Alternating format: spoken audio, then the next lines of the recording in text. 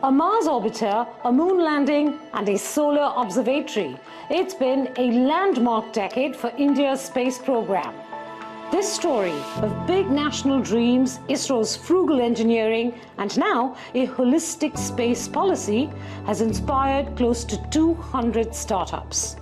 Meet Pawan Chandana, co-founder of Skyroot Aerospace, the first private company in the country to launch a rocket. 2, 1, 0. Event number 96 completed. And we have a successful liftoff of vikram-s rocket. With 300 employees and $100 million in venture funding, Skyroot is targeting a satellite launch this year and one launch every month by 2026.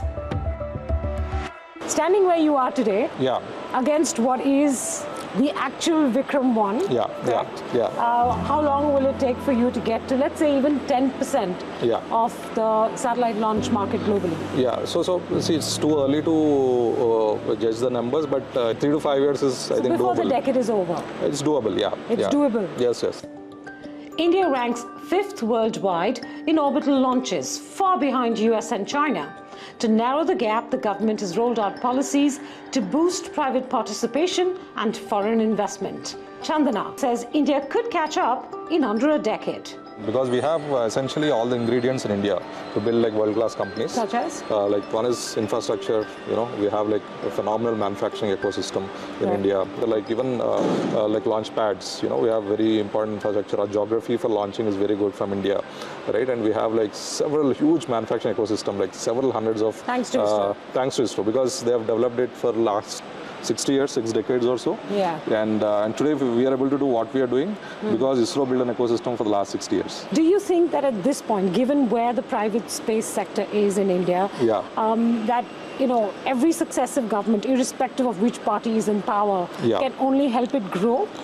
I think. Are you concerned that there might be very big policy shifts? No, I'm not concerned about that because so space sector has traditionally been quite immune to politics, and whatever the government is, in fact, the space budget has been like doing really well.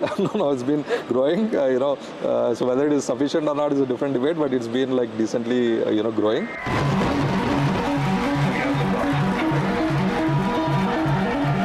Elon Musk's SpaceX, the world's largest private space company, did about 2 launches a week and close to $5 billion in revenue last year. That scale takes money and talent. I think talent is a very big challenge, right? So because it's very difficult tech, very very core deep tech, I would say. So it needs like various engineering streams to work towards it, and talent is very big challenge for us. I think we have trained like a lot of fresh talent from the colleges. Become like wonderful rocket scientists over the last 5 years. I think that's a really good amount of talent pool which we have built ourselves. So you're seeing an entire generation of space engineers.